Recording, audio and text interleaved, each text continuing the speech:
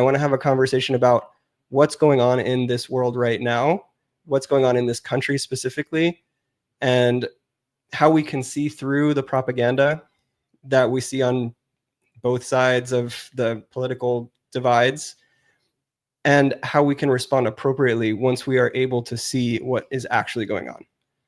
So you're ready for that kind of conversation? I'm very ready. Okay, great. It's been a long time coming. Nice. Yeah.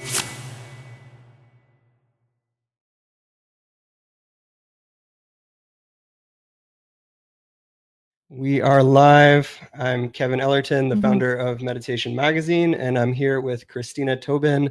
She is the founder of Free and Equal, which is a nonprofit that runs these debates for third-party candidates like Jill Stein and others from the Libertarian Party, Constitution Party, and others.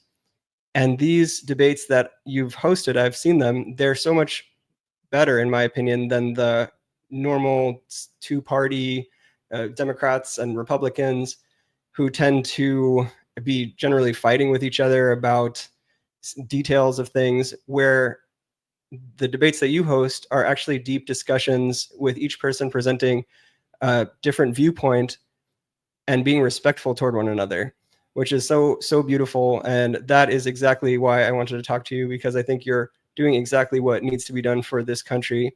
And I want to have a conversation about what's going on in this world right now, what's going on in this country specifically, and how we can see through the propaganda that we see on both sides of the political divides, and how we can respond appropriately once we are able to see what is actually going on. So you're ready for that kind of conversation? I'm very ready. Okay, great. It's been a long time coming. Nice. Yeah, and I mentioned before we started, I think disagreement about things is a good thing. Having conversations where we can see each other's perspectives and try to understand something that we might not agree with, I think that's a wonderful thing. And that's what will heal this country in the end. It's that type of dialogue and understanding. So I'm excited for it. That's what our debates are about. You can have ideas from the left, right, the center. We also invite Democrats and Republicans, where more voices, more choices is our slogan. And we're here to break beyond the two-party paradigm. And so we recognize that we agree on more things than not, definitely. But man, at our debates, we had some different viewpoints from Constitution Party, Randall Terry, and Jill Stein on Israel and Gaza. And my role as a moderator is to say, hey, you can disagree in these ideas and you can attack the ideas. You can go after the ideas, but not each other's characters. And that's what our debates bring to the people. We bring about conversations which let the best ideas win. And that brings about the solutions.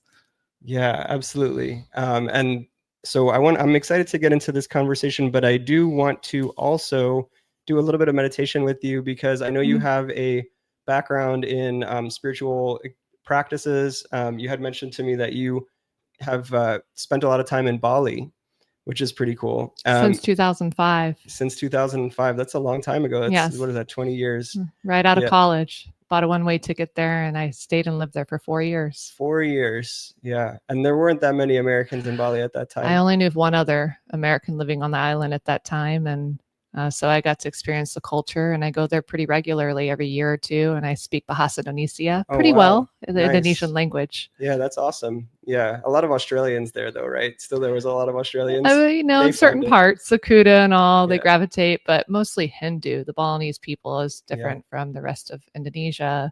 They're Hindu, while the rest of Indonesia is Muslim. Yeah. For the most part.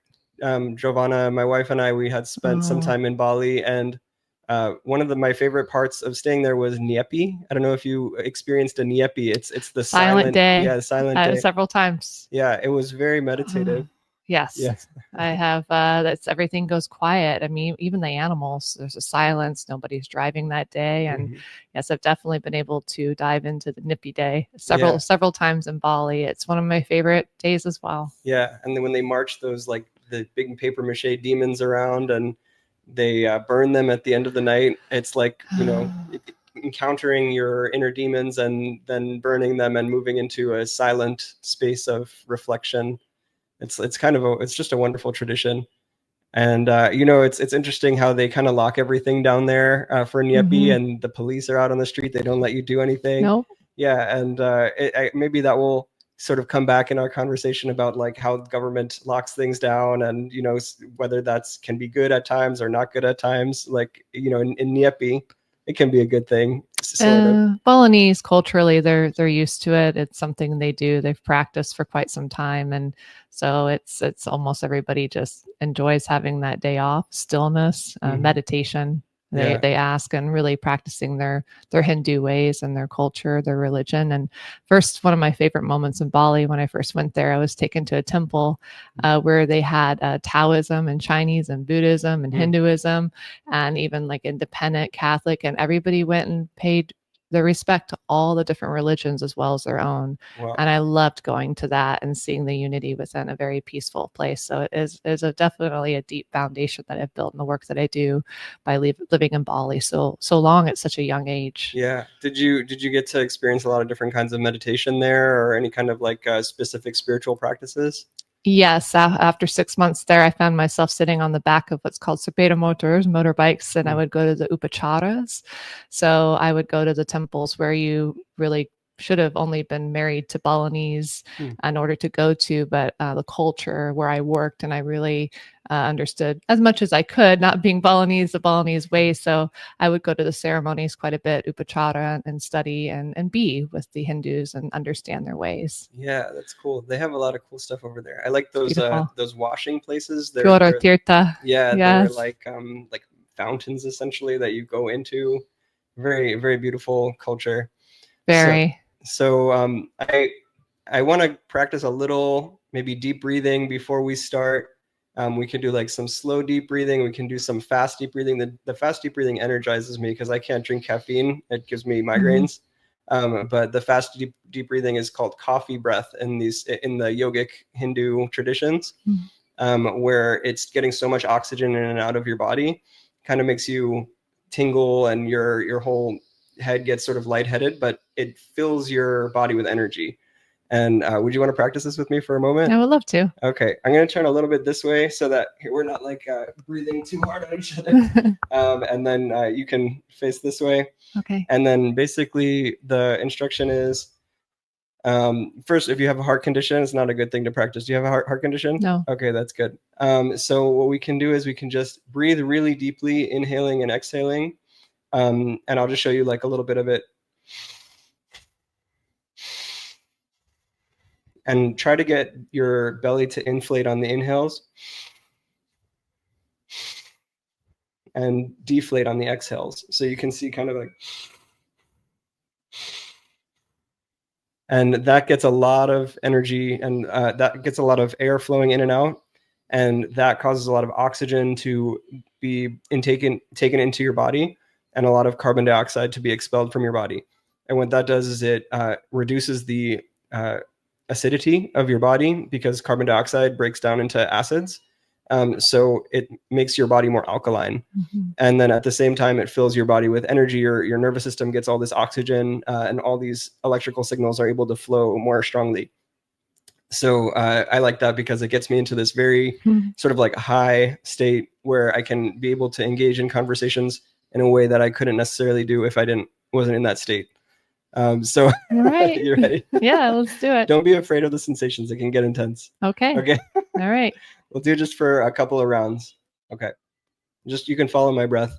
In, out, in, out, in, out, in, out, in, out, in, out, in, out, in, out, in, out, fully in, fully out, fully in, fully out, fully in, fully out.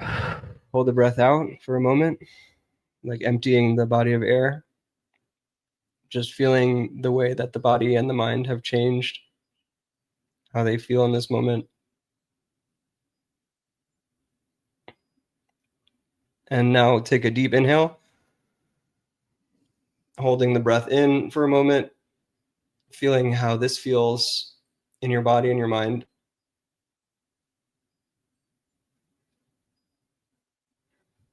And we're going to do one more round of the rapid breath. Okay, exhaling and deep rapid breathing.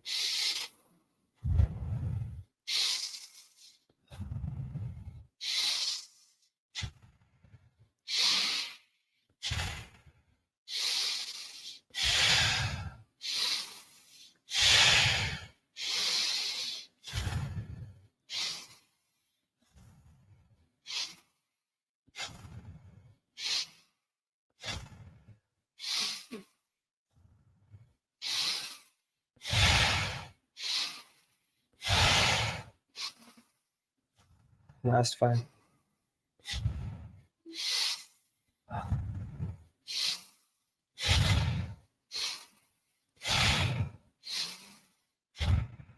Hold your breath out.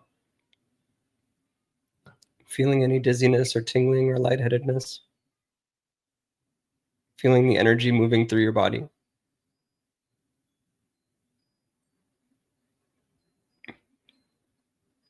Allowing the energy to flow through your nervous system, release any blockages, allow emotions to flow through. And now let's take a deep inhale. Hold it for a moment. And going back to normal breath, let's just sit in quiet and stillness.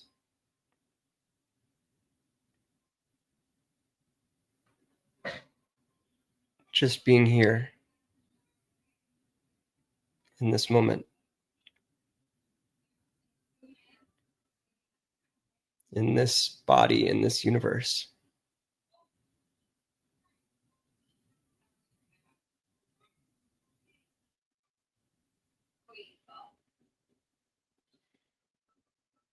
Just feeling what it feels like to be alive in this moment.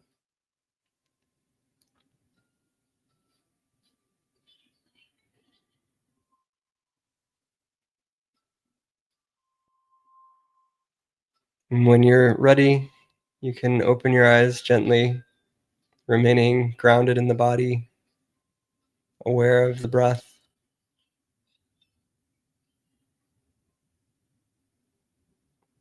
And be here in this space together.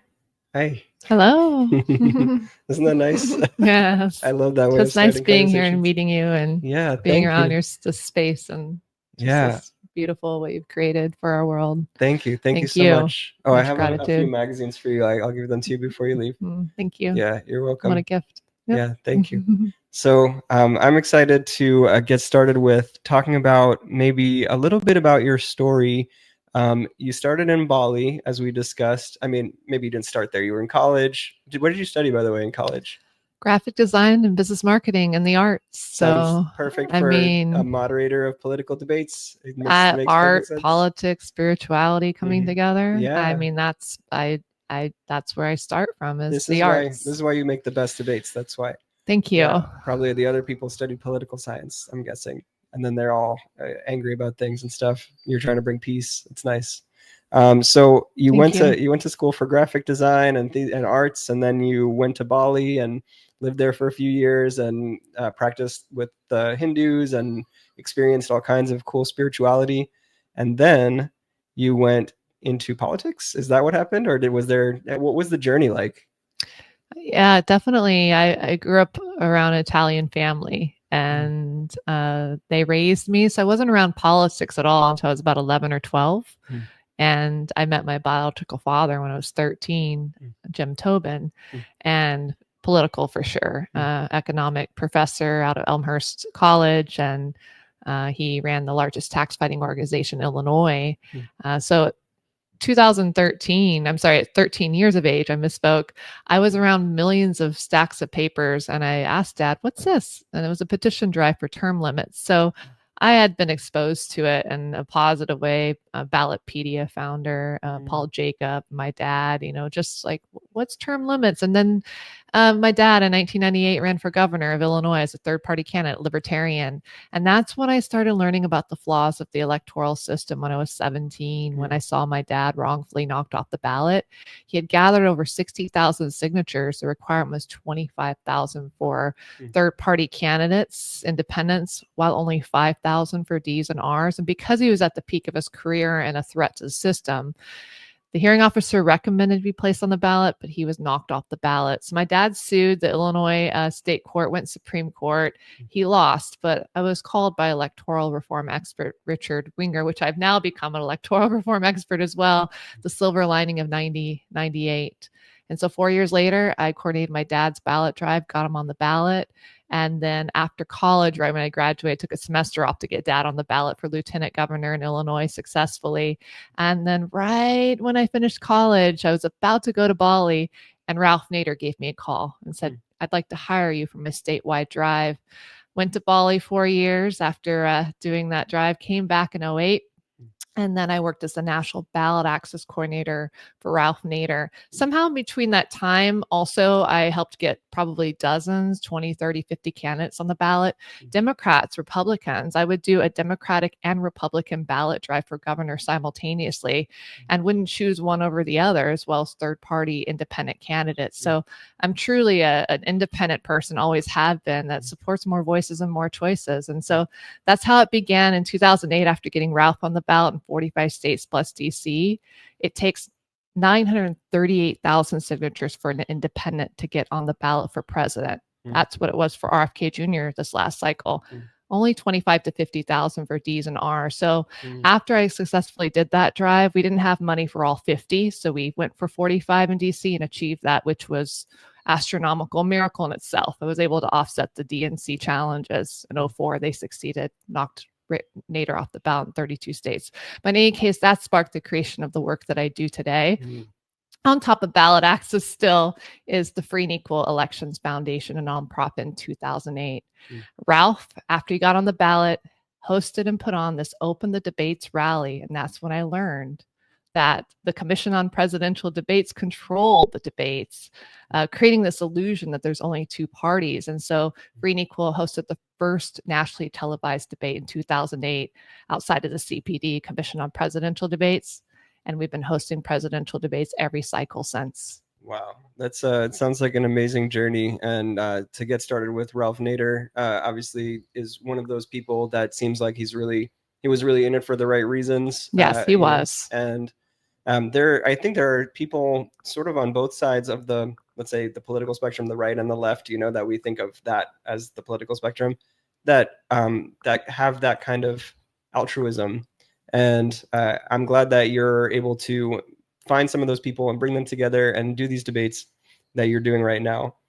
And I want to ask you, how do you feel your meditation or spiritual perspective that you gained maybe partly in Bali, how do you feel that has affected your perspective on politics and politicians and, what's right and what's wrong to do in this country?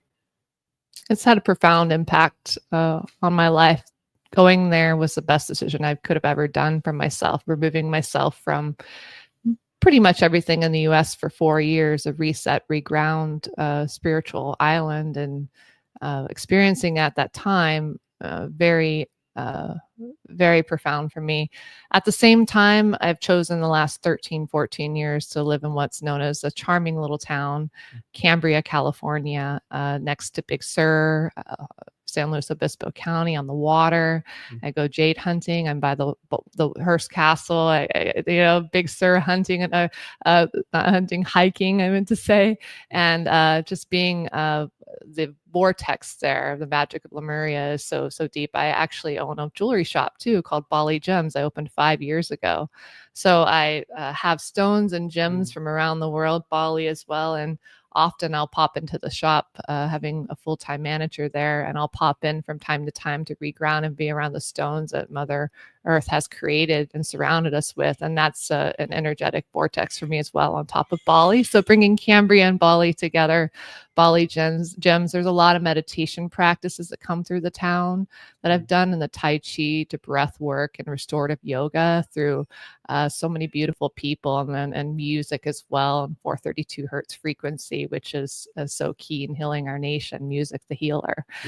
So those are some things that come to mind, and that we spoke before for meditative practices. But to carry something of this magnitude, I continuously find myself in a meditative state of mind.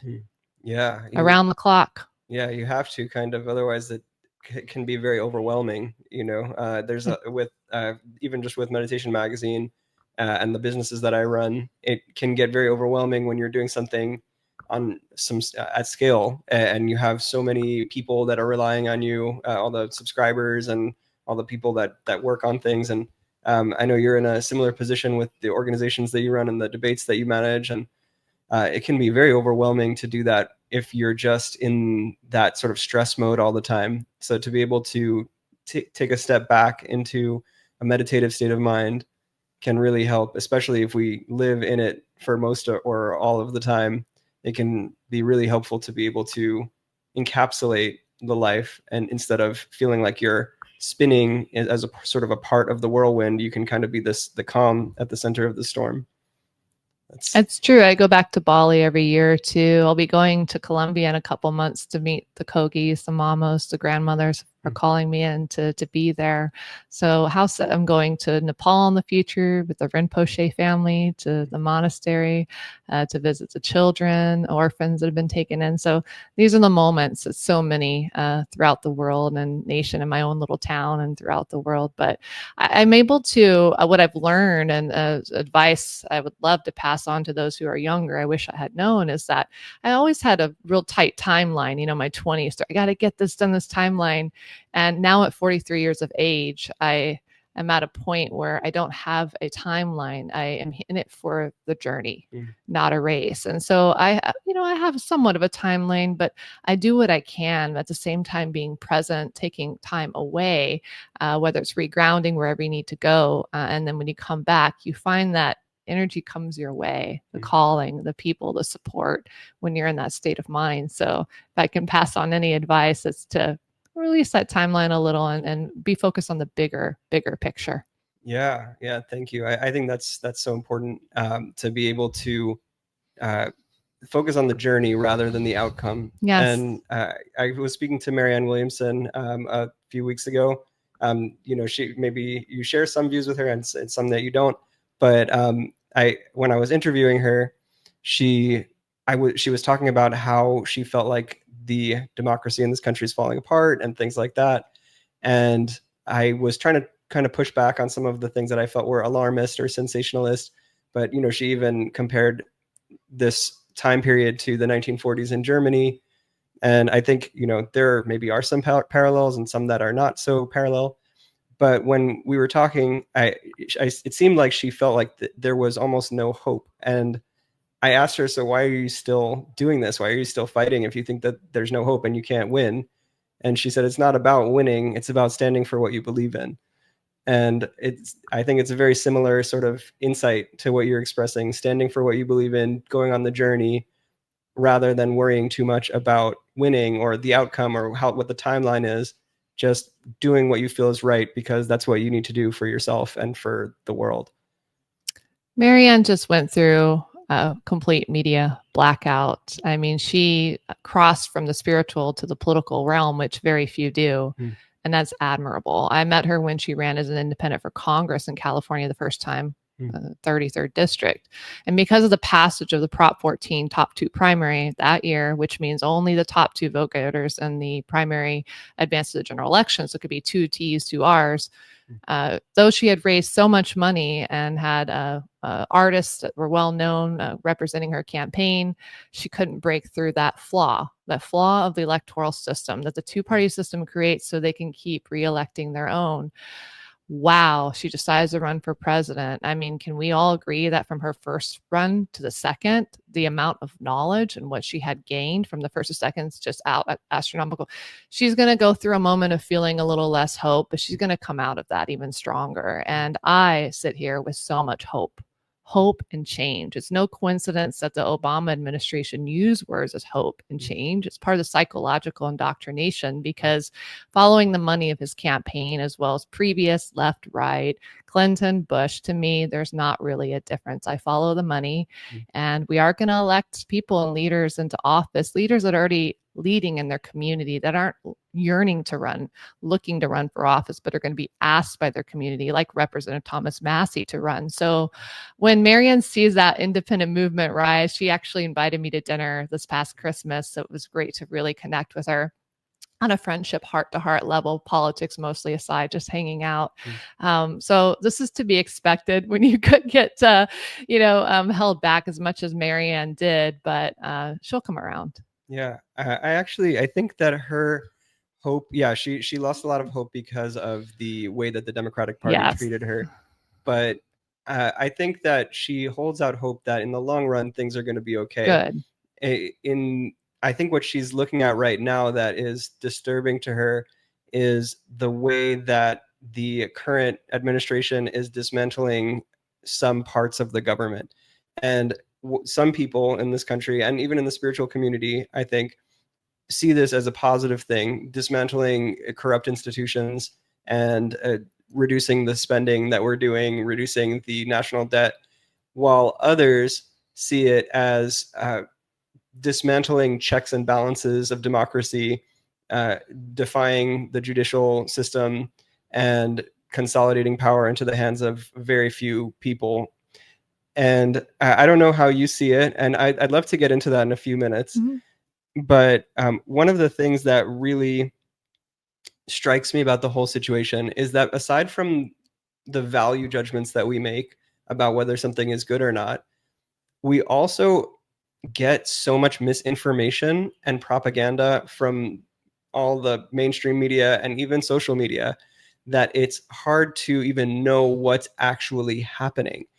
And if we don't even know what's actually happening in factual reality, it becomes even harder to engage and to try to make a difference. Maybe you have a good perspective or more clear perspective than I do into the workings of the political realm and what's going on right now. And I'd love to get into that in a minute. But I just wanted to say one of the reasons that I care so much about understanding what's going on and taking the right action is I grew up in a Jewish family. In the Jewish schools that I attended, we learned about what happened to our grandparents. My grandmother, her whole family was killed in the Holocaust, and she was one of the only survivors. And she went through the concentration camps and all of that. And I saw her whole life, the effects of that. And what we were taught in school was what's needed for evil to flourish is for good men to sit by and do nothing. Good men and women to sit by and do nothing. There's a quote about that. I don't remember the exact words. And I always took that to heart. And while I may not have kept the religion part, I did keep that value of standing up for what's right. But now when I watch, for example, CNN, and I see people grossly misquoting or misrepresenting things that, for example, Donald Trump said, it makes me lose trust that the media is giving me accurate information. When I look at both, what I consider both propaganda channels at CNN, Fox, and all their, similar channels, I just kind of treat it as propaganda. I'm like, okay, this is the propaganda they're giving us today. And then when I go on social media, I'm also aware that the bubbles, the algorithms are set to just show me what I like. So I try to actually look at stuff that I disagree with to try to get enough of a stream of things that that are against my current views. And what ends up happening is I see these different bubbles in the social media where this bubble, everybody believes one thing. And in this other bubble, everybody believes a totally different thing about factual reality, not just about what should happen, but what actually is happening. So with all this propaganda, I guess my question to you is, do you have any kind of way of seeing through that? Do you see the propaganda that I'm talking about? Do you see the misinformation out there? And how do you see through it to actually see what's real? Well, regarding your grandmother, with technology in the blockchain decentralized world, I foresee that's a game changer where we don't need to continue to have the chaos that we're having in Israel right now and Gaza. And it does not matter what country you're from. We all choose love, really. We really do. And so we don't need to have this needless chaos anymore. And I think the blockchain world is going to bring about more transparency to keep that chaos from happening. And that's a big question. There were a lot of thoughts there. So bear with me. I need a notepad next to you. So no, don't even think of it as a question. Think of it as just like me kind of thinking through what I'm experiencing as part of this country, as a member of the United States, and also somebody who wants to make things better. And with media, they really meant it when they said the revolution will not be televised. And there's different meanings to the song, but I take it as in, I knew when 9/11 happened, whatever your take is on 9/11, the NDA and Patriot Act came about where people could suddenly detain you, meaning the government, without trial or jury, remove you from home. And that's when I knew, oh, they're going to definitely censor us on social media. So I decided strategically to put most of our proceeds towards building not only the presidential debate since 2008. Many of you may have seen the 2012 debate co-moderated by Larry King and myself, reaching modestly tens of millions, maybe hundreds. I like the low on the low end. And so, but I knew there'd come a day where we would need to really rise as a nation, and there would be full-on censorship. So have we been completely shadow banned on social media for free and equal? Beyond measures. I mean, our teams, I've worked with the teams from Anti-Media to Jason Bass, our Free Thought Project. He coordinates our social media and a lot more. They're like, Christina, we have never seen a shadow ban like yours, free and equal. I'm like, well, thanks for the compliment, system. I guess we're doing something right. So I keep building from the ground up, because when you do that, it's unstoppable. And so yeah, censorship is an issue. Big reason why I decided to break beyond the presidential debates in 2014, when I heard Congressman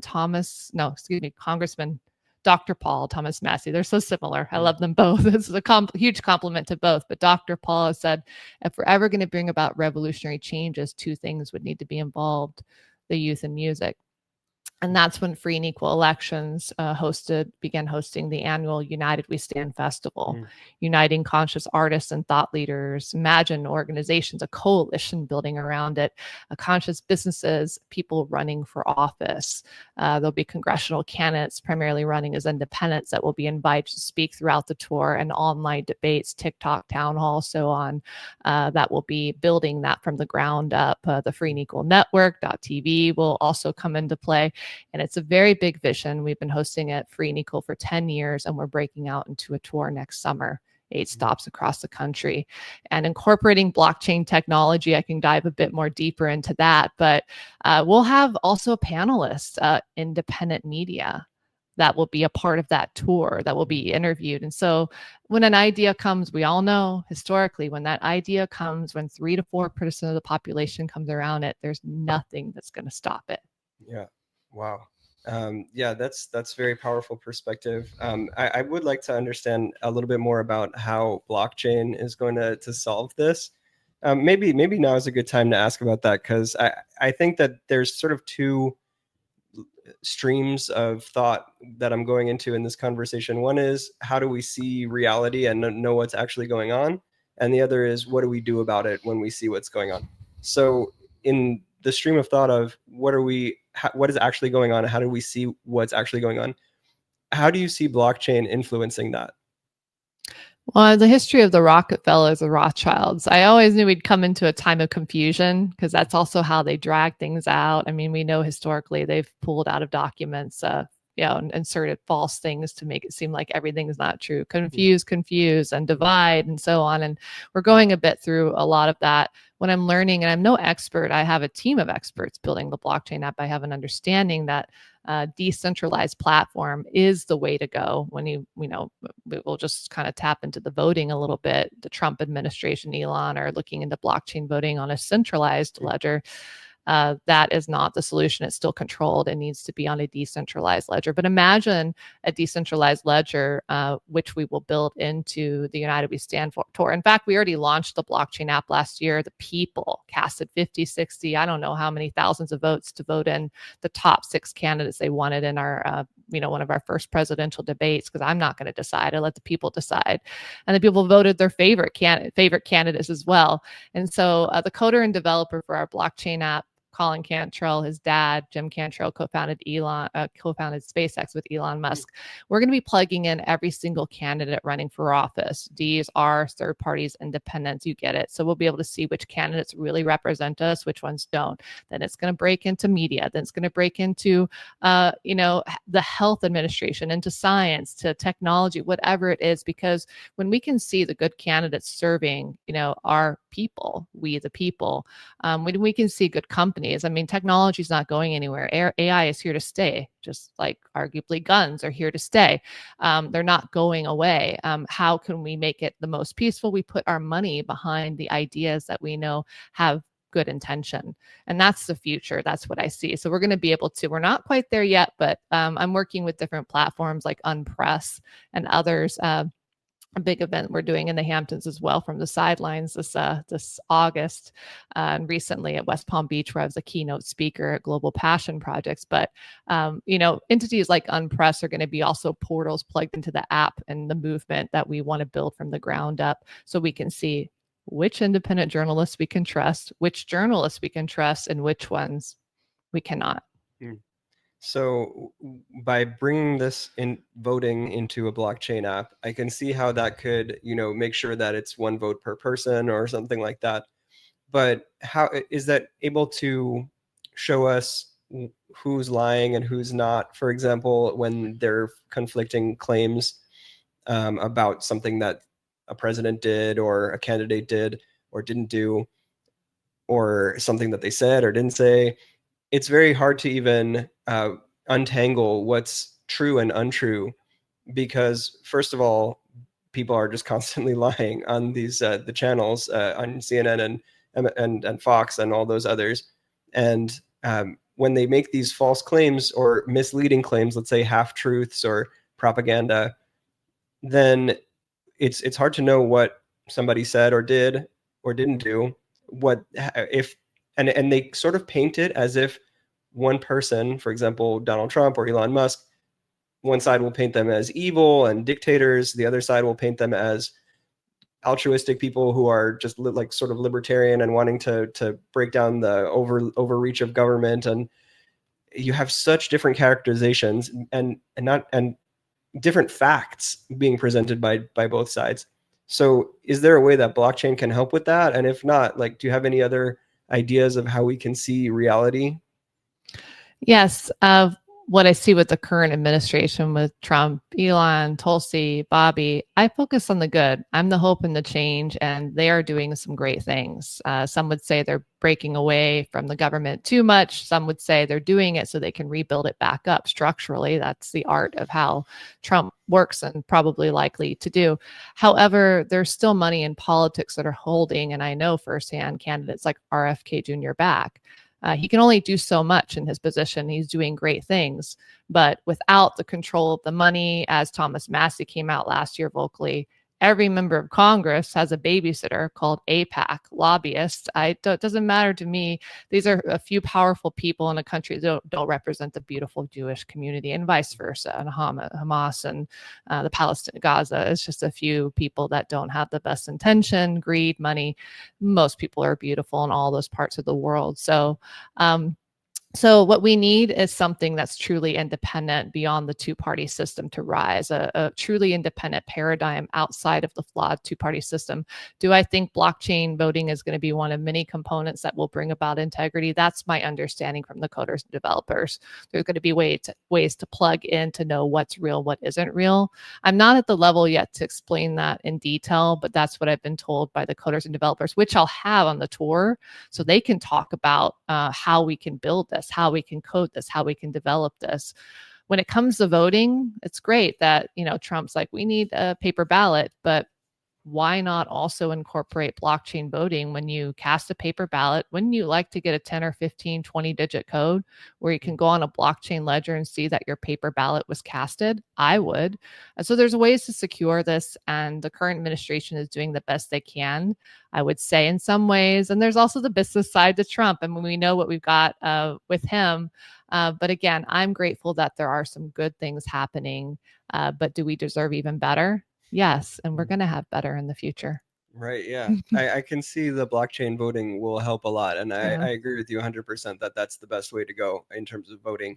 I'm still a little lost in terms of seeing the reality of things. And I think that part of meditation and part of my practice of meditation and is questioning our own thoughts and beliefs, seeing that the thoughts that arise are just thoughts, that the beliefs that arise are just beliefs, and that they flow through and that they change over time and that they come and go, and that there are some that come and conflict with one another.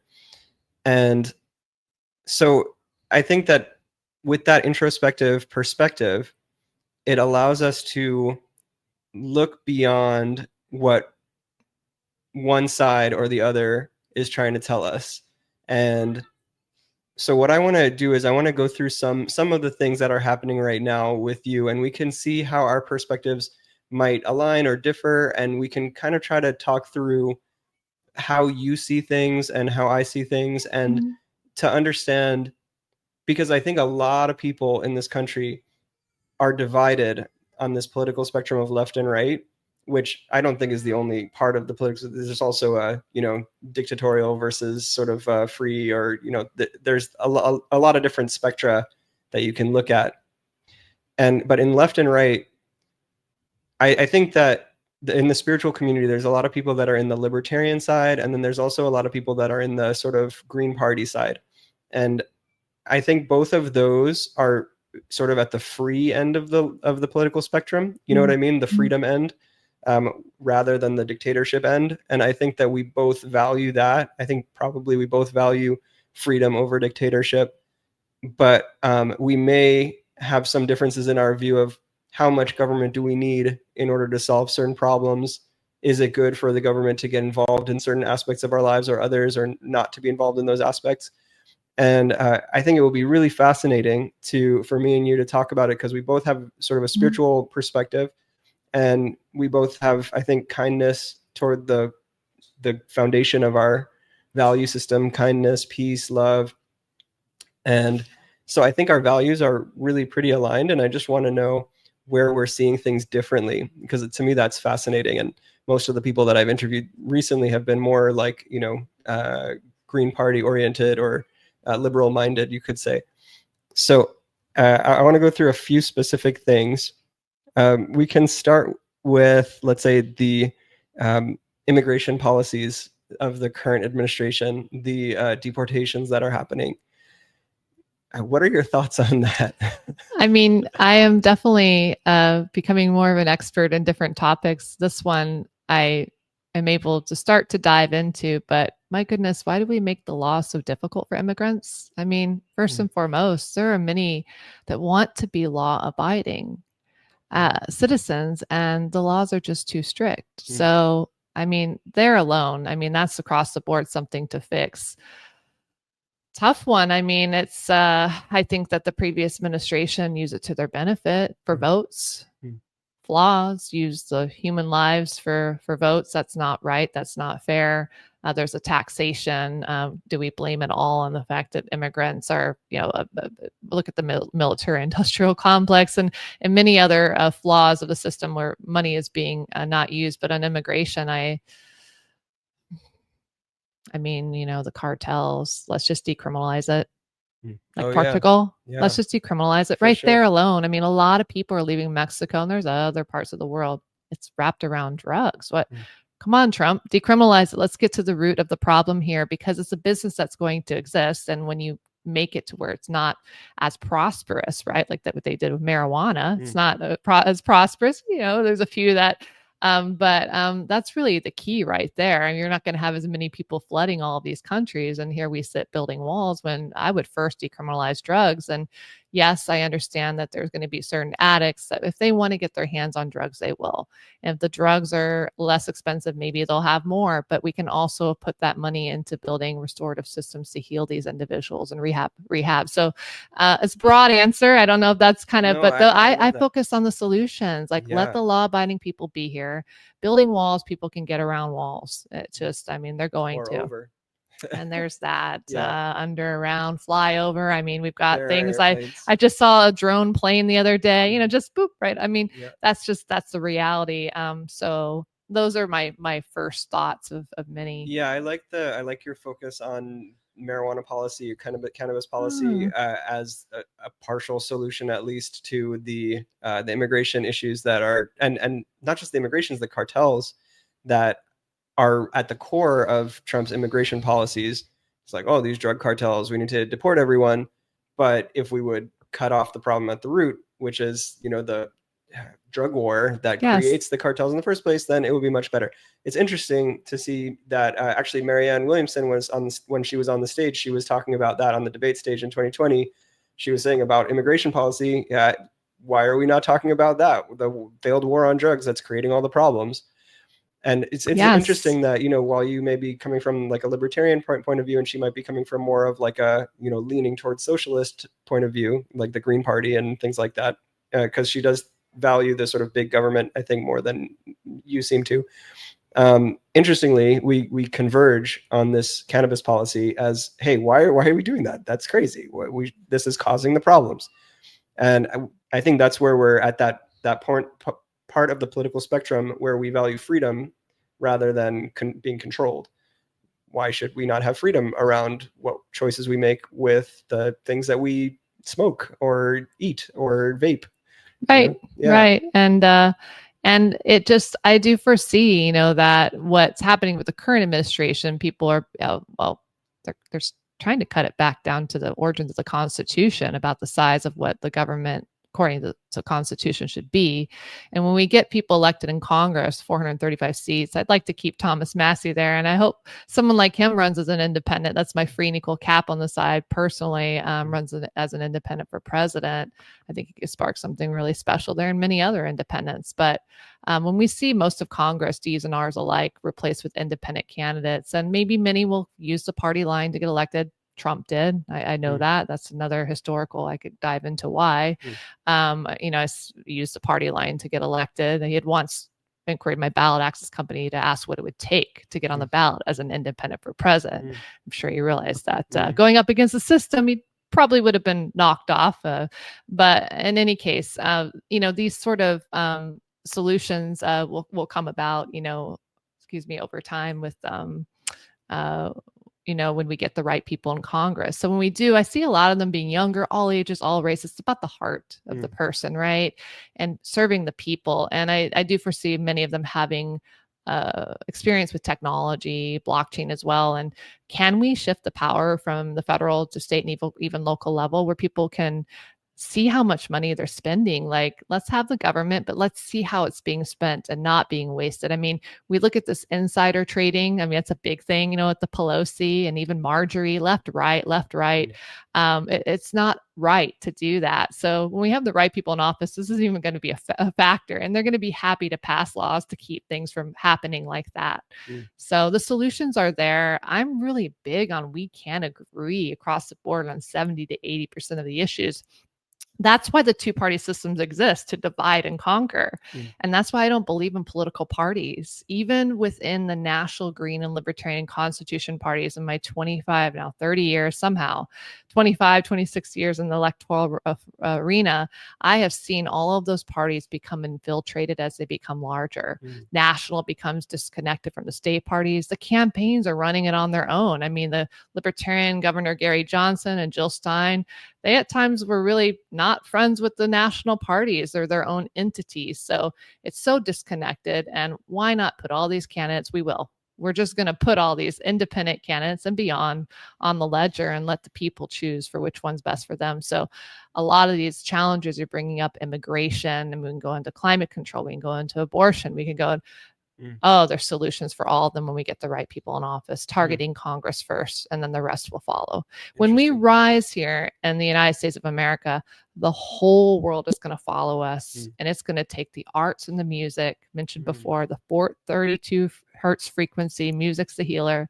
We're going to have a party and make it fun, getting people elected and getting involved and bring transparency. And there's going to be so much hope and change on the horizon. We're not even going to know what to do with it. It's beautiful. That's awesome. I'm glad that you're focused on solutions. You seem like a very solution oriented person, and what you're talking about is hopefully the future. What I am concerned about at this point, first of all, that gives me a lot of hope. I just want to say, if you're successful in doing what you're doing, you have to be. The ladder's not an option. I'm a solutionist. I know. I see it. And if you're successful in doing what you're doing, it will revolutionize the government here in the United States. Yes, and it will. And it will solve a lot of the problems. And I think, sort of that direct democracy, the voting through, I guess it's not exactly direct democracy, but at least getting closer to it by voting through blockchain. Maybe there can be referenda on issues that people can vote on specific issues. That would be interesting on national issues on blockchain. And even better things are going to come in the future beyond blockchain. Like I feel it. I see it. I hear it. Hopefully. Yes, I already hear it. You're very optimistic. I hope I know a lot of people too. I have a lot of very connected to a lot of people, so I can see things and foresight because of hearing from mentors and experts. That's good. You're surrounding yourself with positive people. That's good. Yes. I sometimes hear people talking about technology as a sort of dystopian force, AI taking over as, becoming like autonomous drones and robots and stuff, like taking over the world. There's some scary stuff in technology as well, but I tend to agree. I tend to be more optimistic about it. At least I'm hopeful anyway that the technology will make the world a better place, as it has been for hundreds or thousands of years, and that eventually we will find ourselves in a better spot than we currently are in. But going back to that sort of analogy of the 1940s, when those people sat around and didn't, a lot of Germans, let's say 90% of Germans, were just, not doing anything. They wouldn't stand up to stop what was happening. And when I see things that could be problematic in our country, I wonder, is it the right thing to do right now for me to stand up and say, hey, this is not good? The thing that stops me from doing that is because there are, I think, real alternative views that are opposite from mine or different from mine, that see the things that I see as bad as positive. So as an example, we were talking about the deportations and the immigration policy. So when I bring that up, you're thinking about the cartels and the cannabis policy, and that is a good solution long term. But for what's happening right now, so I see stories in the news, for example. There's two stories that I think stick out in my head. There's one with the guy Abrigo Garcia in Maryland, who was not supposed to be deported to El Salvador based on a judge's order. Father of four or whatever, got deported, ended up in this mega prison. And on the left, you see this very, very intense, hey, this is terrible. Like, this is a no due process. This person was deported. He's a father. He needs, like, his children need him. And then on the other side of the spectrum, when I go onto X, on X.com, on the app that used to be called Twitter. That one. Yeah. So Twitter was an easier name. It's just, you didn't have to explain what you're saying when you say Twitter. But anyway, on X, I saw people talking about it. Everybody was just talking about how he was swept up in a MS-13 gang raid, basically, where there was MS-13 gang members were coming together, and the police or ICE or whatever raided that and then deported all of those guys. Whereas in all of the articles, in all of the mainstream media sources that I was seeing, were essentially making it sound like he was just an innocent guy at home. And it's really hard to tell what's real. So if we can figure out what's real, it helps us to be able to say, okay, I should stand up against this. This guy was deported without due process. It's wrong.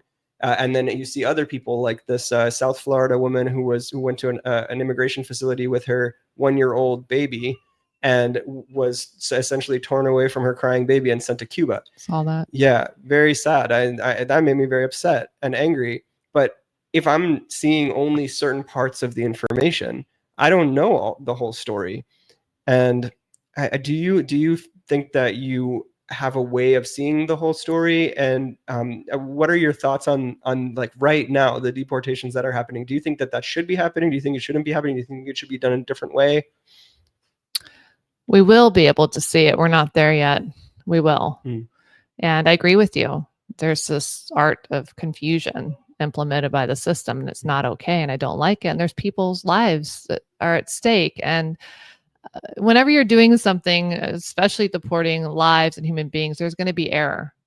And what I don't like is that the current administration isn't owning that error. Deport 100 people. Whoops, we need to return these 2 and make that happen.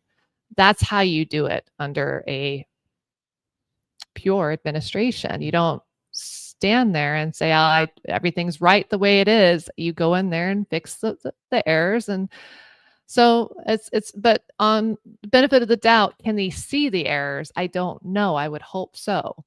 So this is a problem we have to work through, and I think I foresee technology will be able to get us there. And back to independent movement. I mean, we have media we cannot trust across the spectrum. I'm really not into politics, but I am doing this because it's a duty to the people and our nation. And no one else is doing it. And I cannot be here at this moment on earth and be okay being here on earth not doing this. It's the cards that was dealt, because I know the success of this tour and this movement. United We Stand, it brings tears in my eyes, and it's what keeps me going, is going to present the presidential debates in 2028 and building that blockchain component around it on a decentralized ledger. I don't own Free and Equal. I'm a visionary, and I know how many lives I cannot bring back what we've already lost, but I sure am going to be able to prevent so much more loss in the future. And so it just saddens me that we cannot see the families that have not been justly treated, and all the more reason why I will continue to push forward with the work that I do to help heal our nation from within and inevitably our world. Wow. Yeah. Thank you for getting deep in your response here. I see your passion for making this country better through fixing the 2-party system, or getting rid of the 2-party system and implementing something better. I agree with you that is a long-term more important in the long run than any of these other issues that we're dealing with that are flooding the media cycles. They're talking about the deportations and the consolidation of power and tariffs and the DEI and things like that, Doge. And all of these issues are, you could say, a symptom of a broken system that doesn't allow for good candidates to actually rise up. But at the same time, I'm still very curious. If it's okay, I'd love to ask you about some other issues, because Please. the seeing you're one of the first people that I'm talking to that I think has somewhat of a different vantage point or perspective on some of these issues than what I'm used to getting from the people that I've interviewed over the past couple of weeks. One of those issues, let's say, is the consolidation of power. I think that's a really interesting one. That goes hand in hand with Doge dismantling government agencies in the name of government efficiency, reducing waste and fraud. Obviously, everybody wants to reduce waste and fraud. That's wonderful. But at the same time, some of the things that they're dismantling could be important parts of the government. And just as an example, we in Miami saw one of the Starship explosions. I started following Elon Musk at the beginning, like right when he founded Tesla, and when he sort of bought Tesla, but he made it into something. And I was a big fan of his. I think that he was, maybe still is, trying to save humanity, get us to Mars, stop us from going extinct. He seemed and sort of still seems like an altruistic dude. But then when the FAA stopped him from launching more Starships because there were two that exploded in a row, one of them over the Caribbean, one of them over Miami, and we saw I didn't get to see it live. I was sad because it was right there if we looked out the window. But there was a huge streaks across the sky of this like raining debris over the ocean. If that had exploded in a different spot, it could have rained debris over Miami. Like it wasn't that far off. And that's kind of apocalyptic. And the FAA said, hey, let's do an investigation. After the first explosion, they said, hey, let's do an investigation before you launch another one. Then Doge goes in, guts the FAA, and the FAA is like, okay, you can go launch more Starships if you want to, because he didn't get rid of the people that were pro Starship. And then that one explodes over Miami. So thankfully, nobody seems to have been killed by that explosion, and the debris rained into the ocean rather than on Miami. But you could see very easily a different scenario having played out, where it's sort of an apocalyptic scenario where the FAA says you can't launch more Starships. He's like, you know what, we need to get to Mars. I'm going to go fix this and reduce the bureaucracy, then launch another one. Then a lot of people die. That can happen. And that's what the government regulators are for, in my view, to protect people from sort of out of control corporations and people that want to move fast with potentially risking people's lives.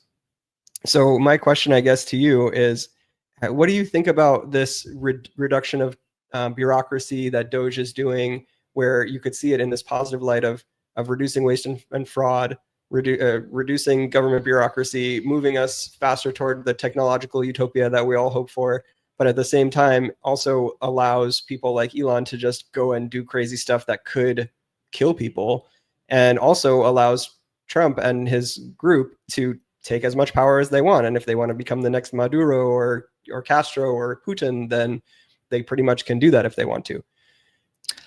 I mean, the first time Trump really lost me, and I'm very benefit of the doubt, was when Thomas Massie, the sole member of Congress, came out against the recent debt increase, bill, budget proposal increase, and unsustainable. And Trump went at Thomas Massie. And I just took a step back and I said, did he just really add more momentum to the independent movement? Because here's Massie voting his conscience. And there's reasons, but as an independent perspective, I think he had a moment where he felt like he could lose power here, for the next presidential or so, because Massie, him saying, well, just vote for this debt increase bill, budget increase, that is, that same budget increase bill, because we're going to make it less in 3 to 6 months. Well, fortunately, Massie did not, as he would, compromise his conscience, because I haven't seen him do that ever. And the debt is still, nothing has changed, and Massie's talking about that. So this tells me there's power, and it's a problem. And so I go back to focusing on the good. FAA is not perfect. The government's not perfect. Does there need to be some cutback? 10% across the board for everything? 20%? Probably. I mean, we see a lot of waste, and getting it, again, solutions down the road where the people can vote how they want to spend their tax dollars. I want to be able to vote and say, yeah, I don't want to spend it on war. And that's what's going to happen in the future with technology and so on. So we know in the past the government's gone after Elon. He was able to prevail, get subsidized by the government. And is there a vendetta there? Maybe, maybe not. FAA. I don't know enough about the missile, the launch and the FAA, but the extent of it is that, Elon, why don't you just have your rocket go somewhere that's not over Miami? I mean, that's it. Why do we need to battle the FAA? Why do we need to make this if it's a political from what I'm going by what you're saying, because it's just not my field's like electoral. Eventually I'll be really on top of all of these topics. I'm on my way. But it's just like, do the right thing and don't put people's lives at risk, because these things do blow up. So it's just not okay, FAA or not.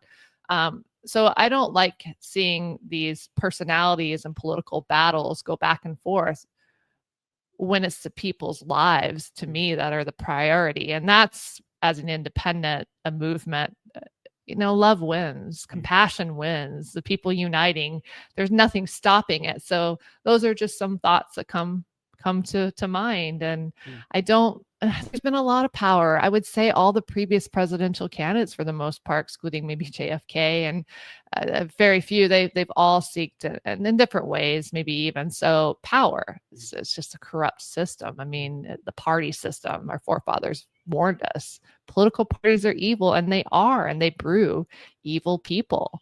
And those are just a few. We have 435 seats. Come on, America. Like, that's easy to replace when you have a movement backing it, and that's coming no matter. And so we'll be able to rid of these issues, the combative battles, and really the focus of the FAA. And I don't trust their focus entirely, but I still want to give the benefit of the doubt. And Elon, just launch the rocket somewhere where it doesn't hurt people. Solution. Yeah, that's good. I see the solution focus.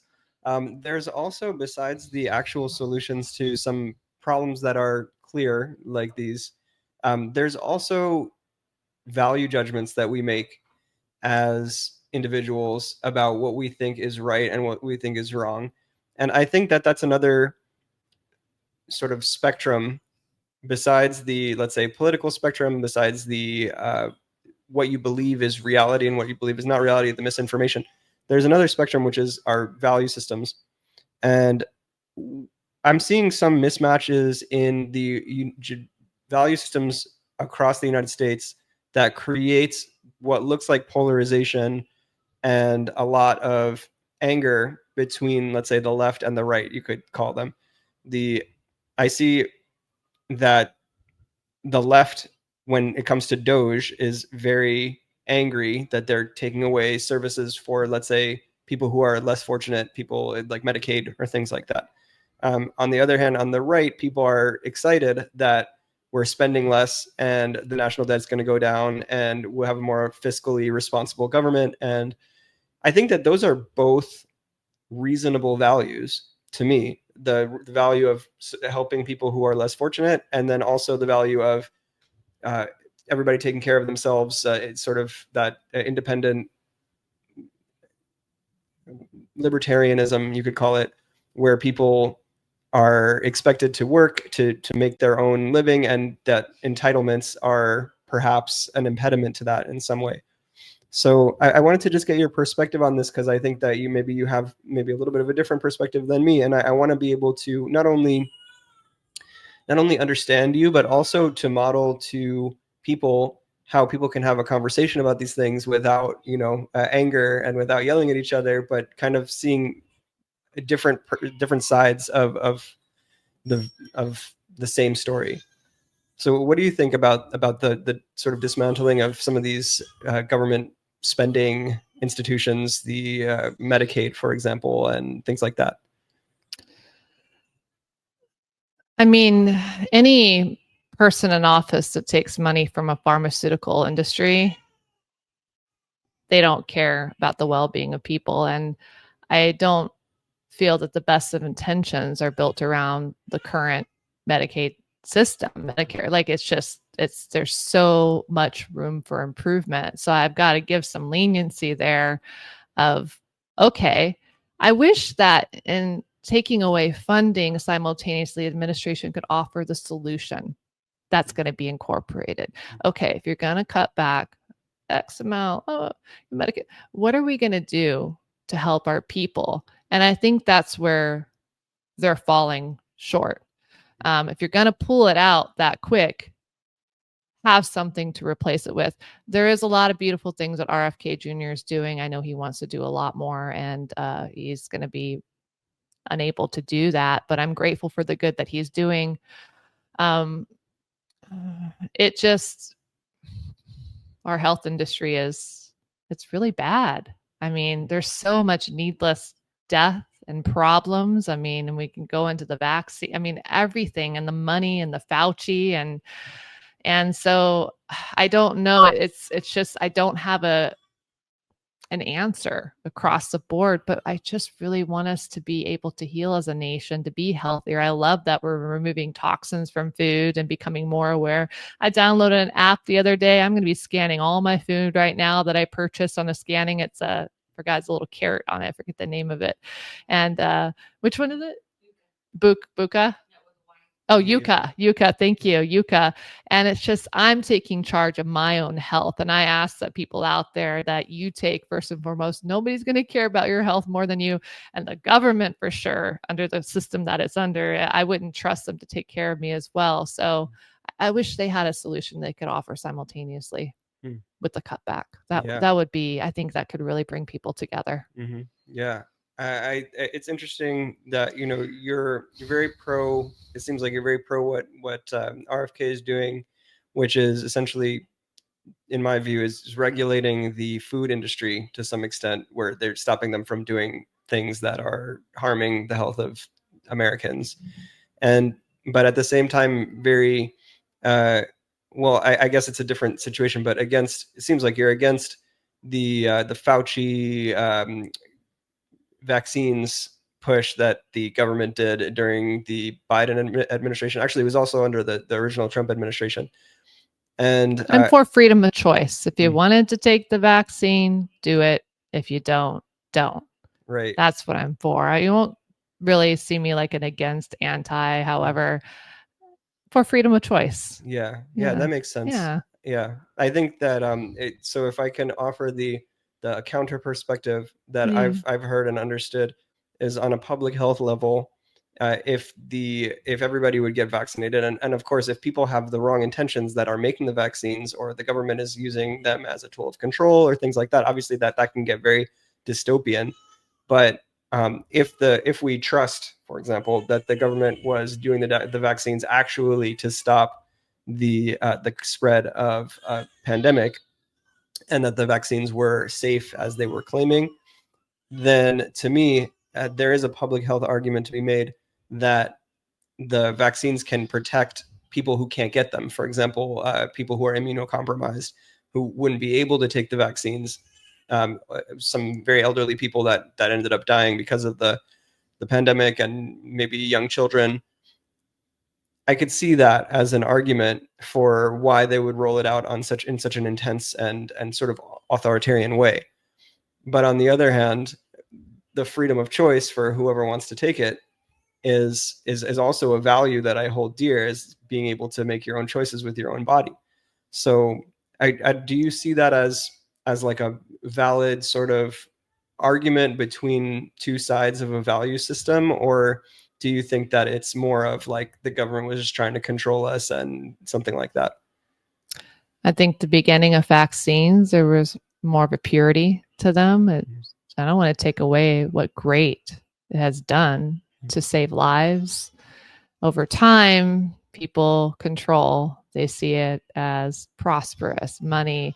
I followed the money on the recent vaccine. It's not for me. If somebody else thinks it's for them, great. The reality is we live in a world where not everyone is going to take it. So it's not even realistic. It's like saying, let's just have no more guns in this world and live in peace. Yeah, that's idealistic. I wish that could be the case, but we've seen over time, as concealed carry becomes legalized across the country, we have less crime. And then the government has to make these crazy laws of these big guns. It's like, making it divisive when it really doesn't need to be. These are all tactics that they use. So those are my thoughts on that issue. Yeah, thank you. Thank you. I love listening to yours as well. This is how I build free and equal elections, is listening to fellow leaders and intellects, and I absorb the information. And it's just such a joy to sit here with you today. Yeah, thank you. Yeah. Do you have a moment to talk about some other things? I wrote down the things that I was interested in talking about. So thoughtful. Yeah. I love it. Yeah, I try. Do you want to talk about some of these other things? They're interesting topics. Sure. Which ones? So I wrote down a few. One of them is the current situation with the DEI and how they're dismantling the DEI in this country, the DEI initiatives and all that, diversity, equity, inclusion. In my perspective, it seems to be coming from a place of not being able to recognize institutional racism, that we need to give a leg up to people who have been historically haven't had the same opportunities. But I can also see the other perspective that Elon often espouses, which is that undermines equality and can actually create more division between races. So what are your thoughts on that? Do you have a perspective on this issue? I want us to be in a world where we're so prosperous and with so much love that we see beyond all of this. I mean, to have the battle of one race and one gender, I mean, women were the last to be given the right to vote. And John Lennon and Yoko wrote a song about that.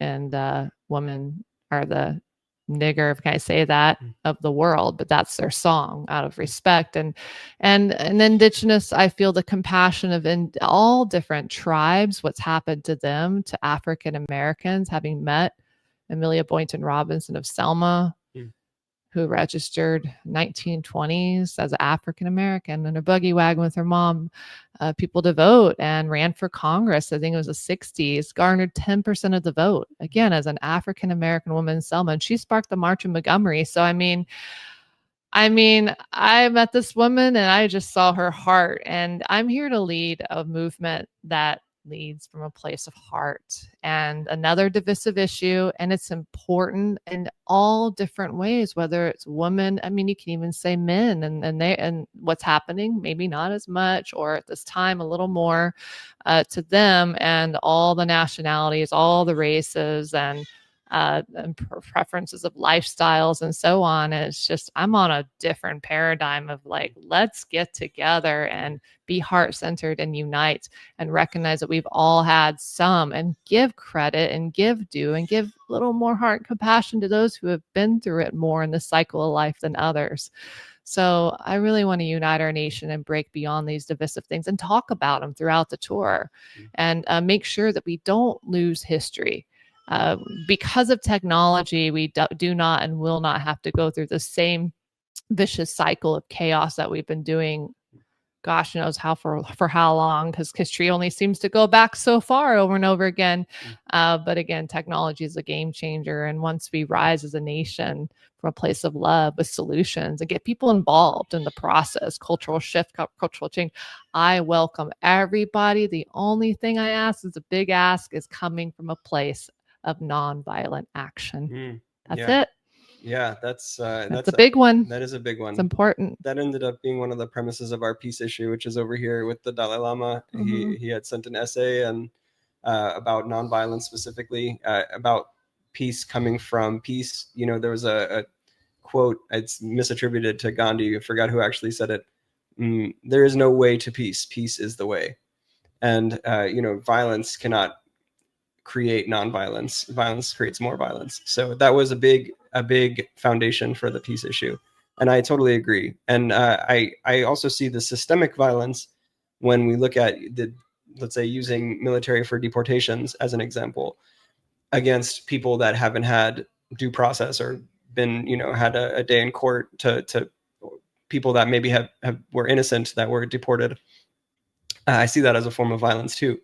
So that's why when I see these types of things, I wonder if I need to stand up and stop things from devolving more. And, when you talk... I'm glad you brought that up again. I had a thought on that. And that is, we see the AOC and Sanders and the protests. people have asked me to go to them. Freedom of choice. I'm not here to protest anything anymore. I've done it in the past. In my 20s, I did a protest. First lawsuit I filed of 3, all for justice, professional justice. Standing up was against Democratic House Majority Leader Michael Madigan, using full-time state employees to successfully knock independent Ralph Nader off the ballot in 2004 when I did the statewide job versus national 4 years later for Nader. And so I just really foresee our nation, like the protests, I've done the protests. I foresee our nation. This is part of the process. The Trump administration is part of the process.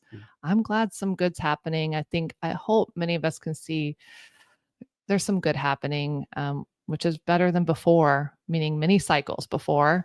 I can work with that, but I'm not here to protest. I'm here to build a new paradigm. And I'm here to implement free and equal, what's built around the people as a visionary, to inspire people to get engaged in the process, whether it's giving back in your community, to the homelessness, to the elder, driving it to the grocery store, bringing groceries back. It just, whatever it does, there's no like, I wish I could do more. Just do what you can. And that's the ripple that spreads across so I totally support what people need to do. Freedom. I've done it. I've been through that. That's in the past for me. Now I'm here to create a movement that gives people something to do to build a better world. Yeah, I love that. Instead of protesting, instead of sort of coming at it from a negative angle and anger, you're coming at it from, okay, here's what's happening. All right, I'm going to build something better. Yes. I like that. That's very clear-headed of you. I think maybe not even better. It's something that offers solutions. Woodstock, music, great. It faded. It's always here in the heart. It didn't have a solution-based direction. And that's what we have that's different from any other idea. Yeah, I like that. And technology enables that to happen. Yeah. So I see that as very clear-headed of you. Maybe it comes from the meditation or the spiritual practice that you have from Bali, where you're able to see above the chaos and say, okay, chaos is happening. Let's make a system that's going to work better and be less chaotic and be more heart-centered and compassionate. I think that's wonderful. That's also being around people like yourself. I surround myself with like-minded individuals. This is a very unique, having interviewed thousands of times and national media and all, this is finally, thank you, bringing politics and spirituality and art, because that's the fundamental, that's the basis of where I come from. The second lawsuit I filed when going up, basically I sold my jewelry company, and that's a whole nother thing you can find on Wikipedia, but I got $250,000 the settlement. I used most of that to build free and equal elections. So this is built from the arts, wow, design, and taking a challenging situation and shifting it into a positive one. So that's what I do. And we all go through things in life. We're all dealt different cards. There's no way to compare one or another. It's how you choose the cards that are dealt, and learning from them. I feel deep in my heart that we can really rise above a lot of the needless chaos and distractions and challenges in life. It's a short, fleeting moment. And here at Free and Equal Elections, we're going to make it a lot of fun. Yes. To change our nation, unite our nation, awake our nation. I very much hope that you're successful in that. And I guess that brings me to my last question here, which is that when you see what's happening with consolidation of power right now, with Doge getting rid of a lot of the government agencies, the regulators, and then the Trump administration as a whole sort of defying and pushing back the judicial branch of government, trying to basically make the executive branch more powerful. Does that give you any worry that the work that you're doing for election reform may run up against a wall where there aren't elections anymore, or at least not real ones, like what you see in Putin's Russia or Castro's Cuba or Maduro's Venezuela? Does that give you any worry when you see that happening, or do you think that that's a catastrophizing or alarmist perspective that the media is trying to put on us? Well, again, when Trump went against Massey, that's when I went, okay, there's this I really don't like. And I would tell him that. I'd still say, hey, how are you? But it just, why do that to somebody that is truly a voice for the people? You can watch the documentary Off the Grid. It shows Thomas Massey building his house from the ground up. And no, I'm not alarmed. I don't live, and I've learned from Amelia Boynton Robinson. She told me, I have no fear. And she said, be sure you're right, then go ahead. A voteless people is a hopeless people. So I'm here to bring the solutions to where you can see your vote being counted. And the Trump administration, the one thing that is lacking is compassion. I mean, there's true compassion. I mean, the messaging will be and can be from a place of love and not anger and not attacks. And I see moments of kindness there with him, and arguably a lot of people in politics, but the root of somebody in that position, 2 words I have to say to that is love wins. And that's where I stay. I stay on that paradigm. And so no fear. So you're not worried that the consolidation of power is going to lead to a dictator situation like, in those other countries that I mentioned, because you have an optimistic perspective on love winning rather than necessarily believing that Trump is not trying to do that, right? Like, do you think that he's trying to do that, or do you think like that he's trying to take power for power's sake in a similar way to what we've seen in other countries where their dictators are ruling? Or do you think that he's, and I know you were saying he didn't like what he did with Massey, and obviously there's, people do things that we don't like and some things that we do like, but do you think overall that he's got this intention of taking power in that kind of dictatorial way? Or do you think that that's sort of just, some alarmism that we get? I mean, he's put in a position where he's left with no choice. The D's and R's have gained up against them. It's a 2-party system. It's really a business. Dr. Ron Paul said behind the scenes, the D's and R's are friends. And it goes beyond that.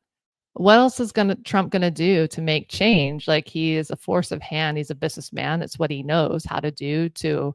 And, but that's just not a real long-term movement. So we take the good from it, and there's no stopping. I'm going back to the idea, once it comes, there's nothing getting in its way. So I don't fault him.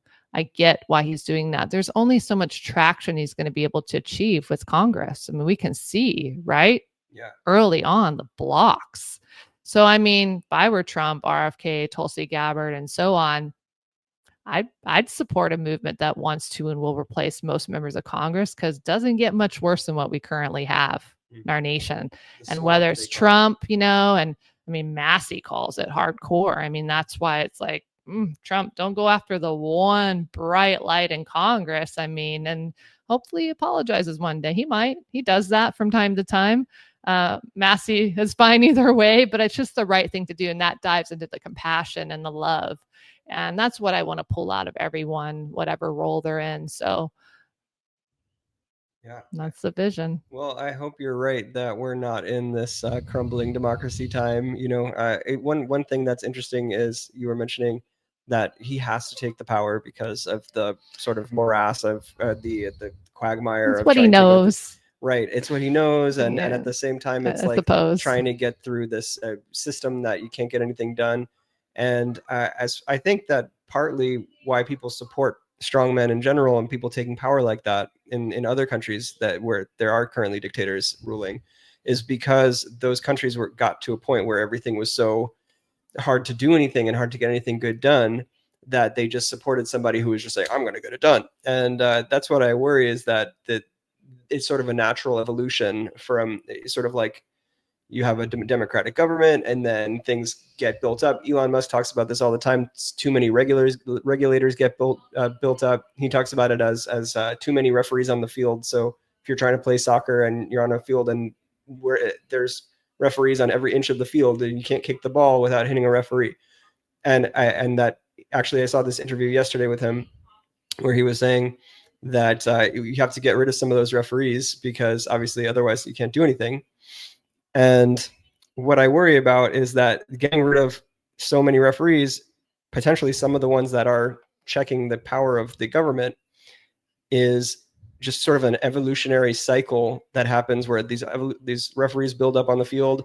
Then somebody's like, I'm just going to get rid of most of them. And then they end up in a position where they actually have so much power that they can rig the next election. They can just continue to stay in power. As you see with like Maduro in Venezuela, where there was an election, he essentially lost, it seems like, and then he just stayed in power anyway. And the people that won basically had to flee. That's just what I worry about personally. And I'm just maybe expressing my perspective. It's a worry. I don't think I know that for a fact that that's what's happening. I just worry that that is a potential outcome, and that's, that can get in the way of your work. That's what because I think your work is so important to fix our electoral system. But if there is no real election in the future, then it doesn't really matter, The dictatorship, I mean, I've seen the two-party system that way for many cycles. And now there's a problem with Trump doing what the two-party system's been trying to do since its existence. It's interesting to me to go to Washington, D.C. and people to have so much anger towards Trump. I'm like, but yet not the previous Biden and Obama and Clinton and Bush. And you have anger towards Trump because he is doing in a different way what the two-party system is doing, and actually doing some good. We deserve and will have even greater in the future.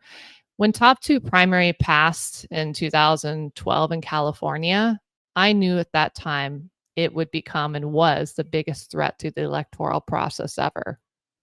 And a week before the 2012 debate, it was 2010, it passed in California when Marianne ran for Congress, is what I recall. So I have to make sure. In 2012, I did the presidential debate with Larry King, but a week prior, I went to Arizona because top two primary, again, only the top two vote getters in the primary advance the general election. This sterilizes political cleansing. Washington had already had it for 10, 15 years. It's like Louisiana style politics. You just have the same two parties getting reelected over and over again, as they have in Louisiana, excluding one that I think passed away. So it's just promotes the two-party system. So in Arizona, they tried to push it through as Prop, escapes my mind, 14121, I believe, vice versa. And in any case, I went in there, put on a panel at the Goldwater Institute, that's known right-leaning. I had the chair of the Democratic, Republican, Libertarian, Green, and myself for a national perspective, as well as the president of the League of Women Voters, and did a tour across the entire state of Arizona, 5 counties, 5 days, releasing the national information of what top two really is. My little $10,000 up against multi of millions, I don't know, 5, 10 million. And the chair of the president of the League of Women Voters said, this is the reason top two did not pass in California. Had it passed in Arizona, I meant to say, had it passed, it was already planned to go across the nation. I knew at that time, had that passed, it would be very challenging to go up against, and we were able to squash it. So that's what I do. I don't live in a world of fear. I build something so big, so fast. The truth always prevails in the end, and heart and compassion and love. So while I hear you, it does not even concern me one bit, but I'm aware of it. Okay. Yeah. Thank you. Thank you for doing what you're doing. Thank you for doing what you're doing. Thank you for being here with me today to talk about some of these issues and the bigger picture of hopefully making our system of elections and presidential government power, fixing that. I really appreciate your efforts and your perspective and your solution orientation, because I think that's really what we need. And I sincerely hope that you are successful. I sincerely hope that. I appreciate that. I wanted to elaborate on last year, Free and Equal hosted 4 presidential debates. I was also hired to get RFK Jr. on the ballot, Super PAC American Values. And I didn't get the job of the campaign, and it's all meant to be because I put on 4 presidential debates, Free and Equal, and one of them co-moderated Representative Thomas Massey. The last one with Dave Walker, co-founder of No Labels, also former U.S. Comptroller Dave Walker. And so the support around this is so diverse in building free and equal elections. At the last debate, we had artists come in and perform a Branding United We Stand to kick off the tour. Our executive producer produced Clinton's inauguration, to Trump's apprentice, to for Adele, Rihanna, Lady Gaga, you name it, Taylor Swift. He's producing the tour for us next year. 8 stops across the country. Kevin Sanford with Ryan Polito. We're looking to bring the Roots in. If they hear this, it's coming your way soon. And so to really play the music, we're looking at Santa Barbara Bowl and maybe at Red Rocks Amphitheater, Madison Square in New York. You're going Miami. We're talking Nashville, Texas, and so on. So this is going to be built from the ground up, bringing in national artists as well as local artists, local community leaders, and those panels and discussions, breaking and members running for Congress. So it's a huge vision. And I've been down in Florida and just flew in from New York to DC to Florida last couple of days, building this from the ground up. So it's happening. And freeandequal.org. You can go to freeandequal.org. To sign up for more information and see the vision, the United We Stand tour. Yeah, thank you so much. Thank you. Yeah, I'm here to support as much as I can. Thank you so much for your time, and thank you to your listeners for being here. Thank you, everybody, for watching. And the excerpts from this conversation will be in the upcoming issue of Meditation Magazine.